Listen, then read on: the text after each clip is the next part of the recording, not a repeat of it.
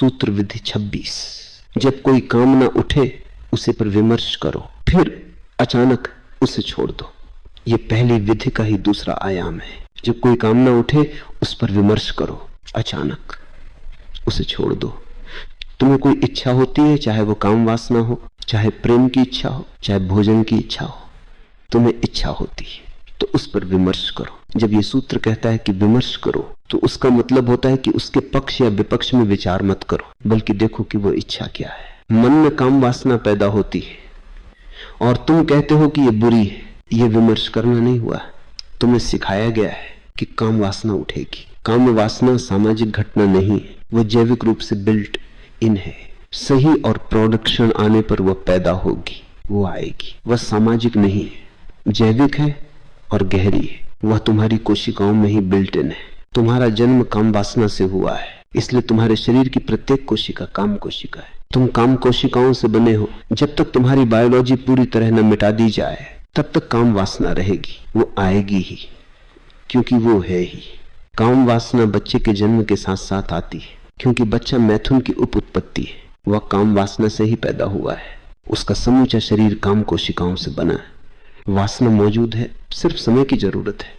जब उसका शरीर प्रौढ़ होगा तो वासना आएगी और वह उसमें जाएगा। चाहे कोई तुम्हें सिखाए या न सिखाए, या तुम्हें लाख कहे कि काम वासना बुरी चीज है, वो अच्छी नहीं है, वह पाप है, वह नरक में ले जाती है। वो ये है, वो है। काम वासना सदा मौजूद रहती है। पुरानी परंपराएं, पुराने धर्म, खासकर ईसाइयत काम वासना के खिलाफ थी। वे उसके खिलाफ जोरदार प्रचार कर रही थी। हिप्पी और अन्य संप्रदाय इसके विपरीत आंदोलन चला रहे हैं। वे कहते हैं कि काम वासना शुभ है, कि काम वासना में परम सुख है, कि संसार में काम वासना ही असली चीज है। उसे अशुभ कहो या शुभ, दोनों ही सिखावन है। किसी सिखावन के मुताबिक अपनी चाह का विचार मत करो। कामना पर, उसकी शुद्धि में वो जैसी है, एक तथ्य की तरह विमर्श करो, उसकी व्याख्या मत करो। यहां विमर्श का मतलब व्याख्या नहीं है, तथ्य को तथ्य की तरह देखना। चाहे उसे सीधा और प्रत्यक्ष देखो। विचारों और धारणाओं को बीच में मत लो। कोई विचार तुम्हारा नहीं, कोई धारणा तुम्हारी नहीं। हर चीज तुम्हें दी गई है, हर धारणा उद्धार है। कोई विचार मौलिक नहीं है, कोई विचार मौलिक हो ही नहीं सकता। इसलिए विचार को बीच में मत लो, सिर्फ कामना को देखो कि वह क्या है। ऐसे देखो जैसे कि तुम्हें उसके संबंध में कुछ भी पता नहीं है। उसका साक्षात्कार करो। विमर्श का अर्थ यही है। जब कोई कामना उठे उस पर विमर्श करो, उसे तथ्य की तरह देखो कि यह क्या है। दुर्भाग्य से ये सर्वाधिक कठिन कामों में से एक है। इसके मुकाबले चांद पर जाना कठिन नहीं है, गौरी शंकर पर पहुंचना कठिन नहीं है। चांद पर पहुंचना बहुत जटिल है, अत्यंत जटिल। लेकिन आंतरिक मन के किसी तथ्य के साथ जीने की बात के सामने चांद पर पहुंचना कुछ भी नहीं, क्योंकि तुम जो भी करते हो उसमें मन बहुत सूक्ष्म रूप से संलग्न रहता है। मन उसमें सदा समाया रहता है, उलझा रहता है। इस शब्द को देखो। जो ही मैंने कहा काम वासना या संभोग, तुम तुरंत उसके पक्ष या विपक्ष में कुछ निर्णय लेते हो। जिस क्षण मैंने कहा संभोग, तुमने व्याख्या कर ली। तुम कहते हो ये भला है या ये बुरा है। तुम शब्द की भी व्याख्या कर लेते हो। मन में काम वासना पैदा होती है और तुम कहते हो ये बुरी है। ये विमर्श करना नहीं हुआ, तुम्हें सिखाया गया है कि काम वासना उठेगी। लेकिन समझो, काम वासना सामाजिक घटना नहीं है, वो जैविक रूप से बिल्ट इन है। सही और परिपक्व क्षण आने पर वो पैदा होगी, वो आएगी। वह सामाजिक नहीं है, जैविक है और गहरी है। वह तुम्हारी कोशिकाओं में ही बिल्ट इन है। तुम्हारा जन्म काम वासना से हुआ है, इसलिए तुम्हारे शरीर की प्रत्येक कोशिका काम कोशिका है। तुम काम कोशिकाओं से बने हो।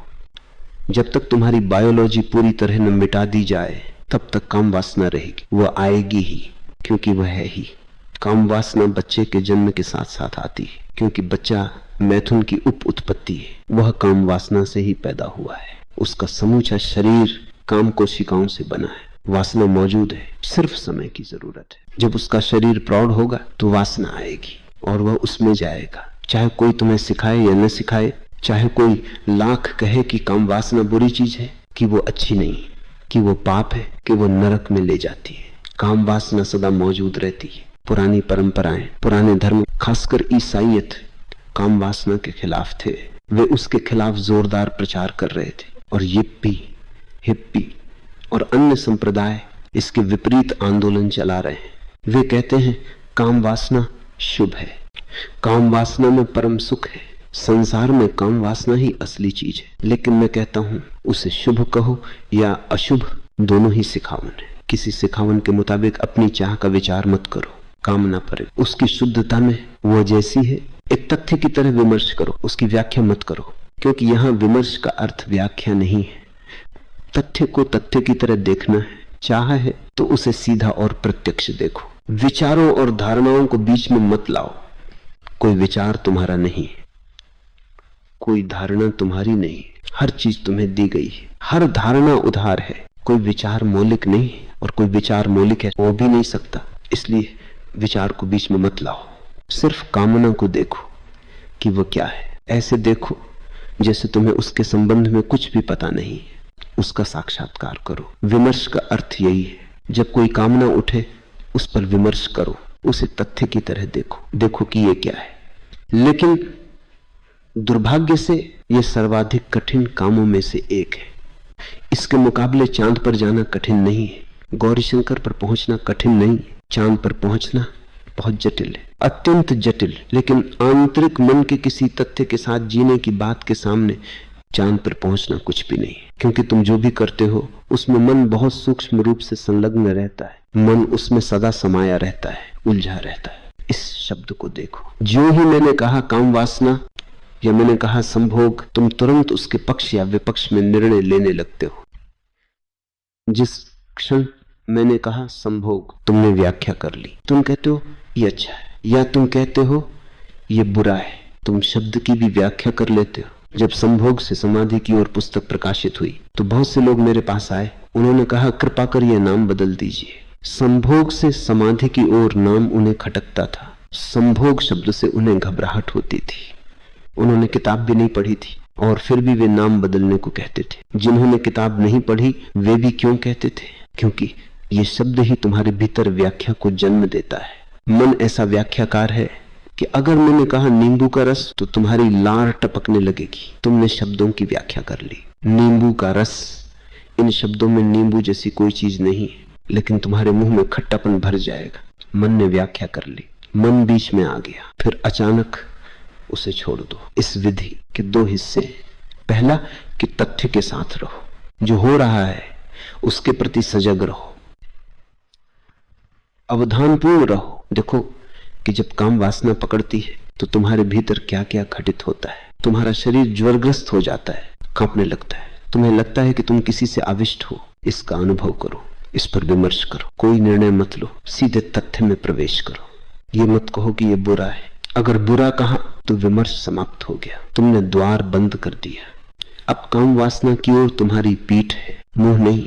तुम उससे दूर सरक गए और तुमने एक गहरा कीमती क्षण गंवा दिया, जिसमें तुम अपने जीवन की एक जैविक परत का दर्शन कर सकते थे। तुम अभी जिस परत से परिचित हो वह सामाजिक परत है और तुम उसी से चिपके हो, वह सतही है।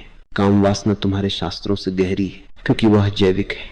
अगर सभी शास्त्र नष्ट कर दिए जाएं, ऐसा हो सकता है, ऐसा कई बार हुआ भी है, तो तुम्हारी व्याख्या खो जाएगी। लेकिन काम वासना तब भी रहेगी, वो ज्यादा गहरी है। इसलिए सतही चीजों को बीच में मत लाओ, तथ्य पर अवधान दो, उसमें प्रवेश करो और देखो तुम्हें क्या हो रहा है।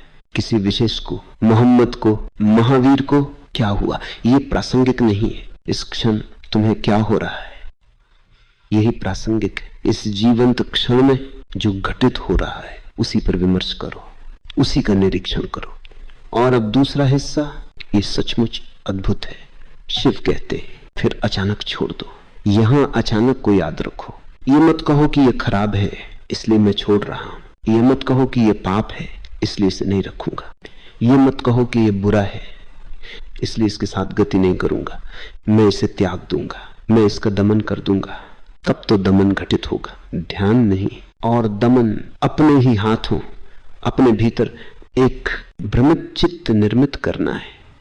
दमन मनोवैज्ञानिक प्रक्रिया है, उसके द्वारा तुम समूचे यंत्र को उपद्रव में डाल देते हो। तुम उन ऊर्जाओं को दबा रहे हो जो किसी न किसी दिन फूटकर बाहर आएंगी। ऊर्जा तो है, सिर्फ दमित हो गई, न उसे बाहर जाने दिया गया है, न भीतर बहने दिया गया है। उसे केवल दबा दिया गया है, वह कोनो कातर में छिप गई है जहां वह पड़ी रहेगी और विकृत होगी। और स्मरण रहे, विकृत ऊर्जा ही मनुष्य की बुनियादी समस्या है।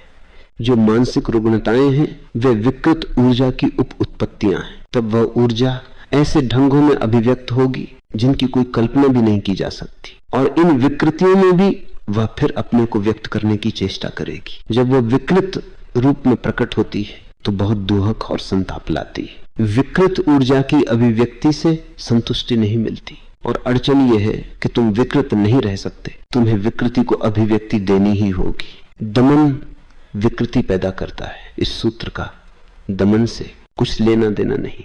ये सूत्र ये नहीं कहता कि नियंत्रण करो, ये सूत्र दमन की बात ही नहीं करता। ये सूत्र कहता है अचानक छोड़ दो, पहले कामना पर विमर्श करो, इसे पूरी तरह जान लो। जब तुम इस पर विमर्श करते हो तो एक क्षण आता है जब ये तुम्हें अनायास ही छोड़ देती है। इसे छोड़ना भी नहीं पड़ता, वो झर जाती है, गिर जाती है, जैसे पेड़ से सूखा पत्ता गिर जाता है। पेड़ कुछ करता नहीं, हाथों आती है, पत्ता पीला पड़ता है, जीवन रस उसमें नहीं पहुंचता, पत्ता झर जाता है। ये अचानक वो झरना है जहां कामना अनायास तुम्हें छोड़ देती है। तुम्हें कुछ करने की जरूरत नहीं है, तुम्हें केवल साक्षी होना है, देखना है, विमर्श करना है, तथ्य में प्रवेश करना है। और फिर एक क्षण आता है जब तुम देखते हो कि ये भार अपने आप ही गिर गया, तुम हल्के हो गए, खुले हो गए, निर्बंध हो गए।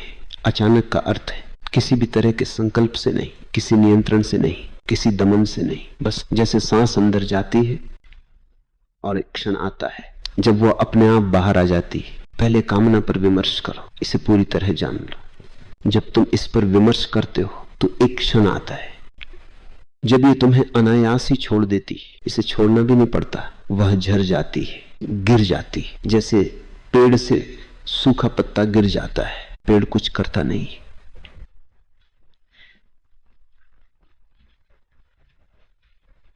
तो आती है, पत्ता पीला पड़ता है, जीवन रस उसमें नहीं पहुंचता, पत्ता झर जाता है। ये अचानक वो झरना है जहां कामना अनायास तुम्हें छोड़ देती है। तुम्हें कुछ करने की जरूरत नहीं, तुम्हें केवल साक्षी होना है, देखना है, विमर्श करना है, तथ्य में प्रवेश करना है। और फिर एक क्षण आता है जब तुम देखते हो कि ये भार अपने आप ही गिर गया, तुम हल्के हो गए, खुले हो गए, निर्बंध हो गए। अचानक का अर्थ है किसी भी तरह के संकल्प से नहीं, किसी नियंत्रण से नहीं, किसी दमन से नहीं, बस जैसे सांस अंदर जाती है। और एक क्षण आता है जब वो अपने आप बाहर आ जाती है। अगर तुम छोड़ने की कोशिश करोगे तो पकड़ और गहरी हो जाएगी। याद रखना, छोड़ने की कोशिश पकड़ने की ही एक और चाल है। तुम सोचोगे मैंने इसे छोड़ दिया, लेकिन भीतर तुम अभी भी उससे जुड़े रहोगे। छोड़ना कोई कृत्य नहीं, छोड़ना तो कृत्य का समाप्त होना है। ये तो बस घटित होता है, तुम केवल देखते हो, साक्षी रहते हो, और अचानक वो झर जाता है। जैसे हथेली में रेत पकड़े रहो, जितना कसोगे रेत उतनी ही गिरती जाएगी। अगर तुम उसे खुला छोड़